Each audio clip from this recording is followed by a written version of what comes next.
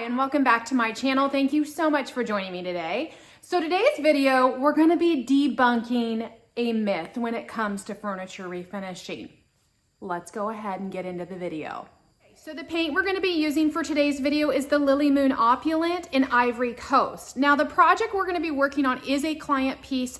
This is the brand and the color they have selected. Now, I'm not going to be priming the entire piece, so we will be going on with mostly just paint.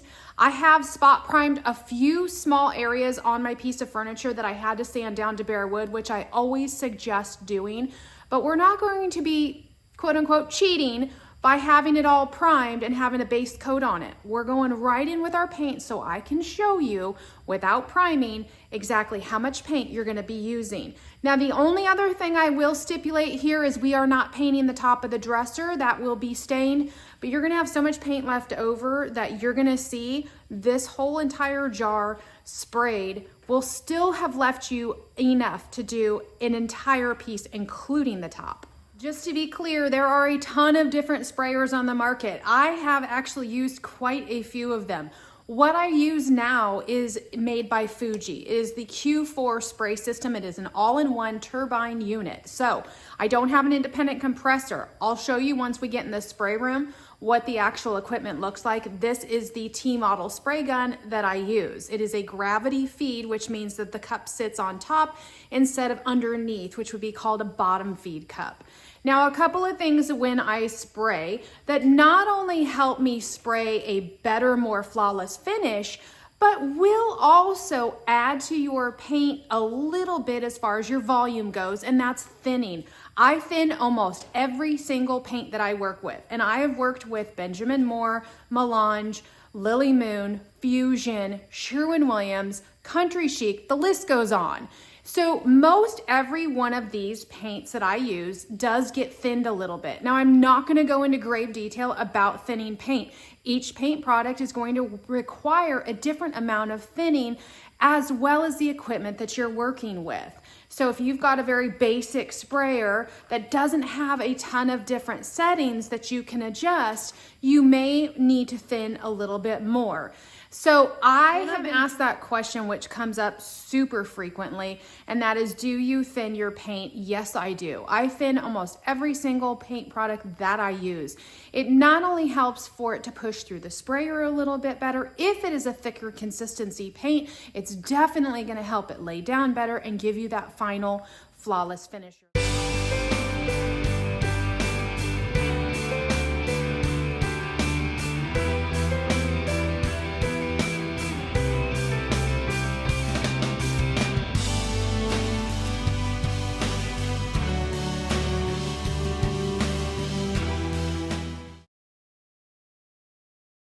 All set up in the spray room now. I've got my piece on the little furniture dollies. I've got my blue tape over the very front of the drawer guides so that I don't get any overspray on them. They are a metal mechanism and I want to make sure I don't get any overspray as I get close to them. This is my Fuji Q4 all-in-one turbine unit. Love this thing, and this is what we're going to be using today. You can see I have spot primed a few areas just to be totally transparent. This is what I have primed on this side. This is what's been primed on the front there. And here is what's been primed on this side here. Just a couple of small spots, as well as the dresser drawers. I only have one or two areas where I had to spot prime.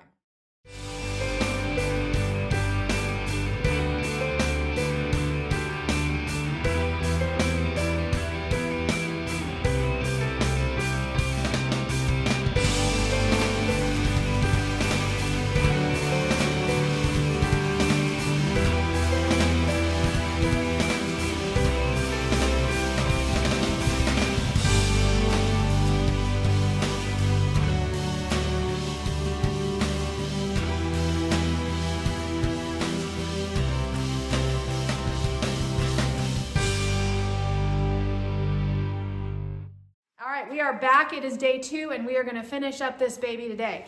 I've got one more coat to put on it and then we are done. I'm going to then show you exactly how much is left in that pint of paint because I still have plenty left.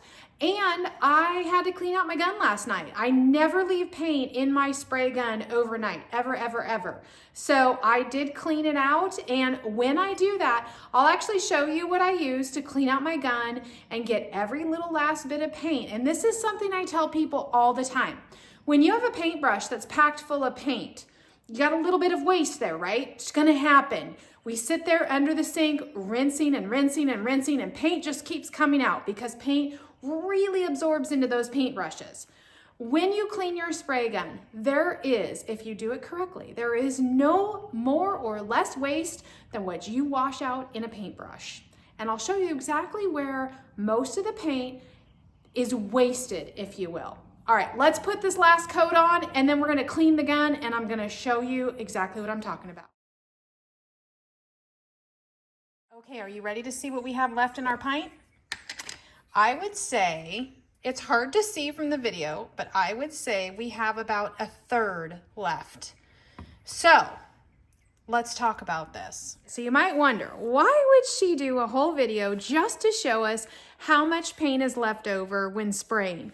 Because it's a huge thing in our industry. I see hundreds of times during the month in forums, on my own videos, telling me that's absolutely not true. There's no way I use that little amount of paint. There's a ton of waste when spraying. I don't recommend spraying. I see these comments all of the time, and I disagree. I've been spraying for almost 5 years now, and I used to brush. So I do know what waste looks like. I do know how to conserve. I can 100% tell you this is the honest truth. There's no reason why I would film a video, go through all the effort just to share with you something that wasn't true. So you can absolutely paint an entire piece with less than a pint of paint in a sprayer and not have a bunch of waste. So what is wasted when you spray? Let me show you. Okay, so I'm going to show you where is the waste. Where is the waste when you're spraying? Okay, so this is my backup gun. I've got two, they are identical. So obviously you're going to be putting your product in here. When you are done, you're going to take off the cap. You're going to pour it back into your paint canister, your pint, your jar, wherever you store the rest of your paint. Now you're going to have a bunch of paint in here. So literally, I take a household spatula and I scoop out all of the paint. I mean, I get it out of there, right? So then pretty much there isn't very much waste left in the cup. I've got most everything poured back into my jar. The rest of the paint is down in here, in this chamber here. So between your cup, whether it's a bottom or gravity feed, and where it comes out in your nozzle, you're gonna have some waste. So when I clean my gun, I take these pieces off. This is the nozzle cover that goes over the needle. This comes off. Let me show you. I've taken my tool and I've loosened the nozzle cover. So this is how, when I clean my gun, after I'm done for the day, this is my process. I take the nozzle cover off. I take this cover off here. And then you have another cover that goes over this. This, when this has paint in this chamber, this is where your waste is gonna be. It's gonna come from the cup, through this chamber, and sit in here. That's it. That is all the waste that you should have. And let me tell you, it is less than what you're gonna wash out of a paintbrush. So there you go. Thank you so much for joining me today. I hope this video was helpful for you. And thank you so much for being subscribers. If you aren't subscribed to my channel, make sure you go hit that subscription button so you're notified when all of my latest videos are released and you become a part of the Born in a Barn community.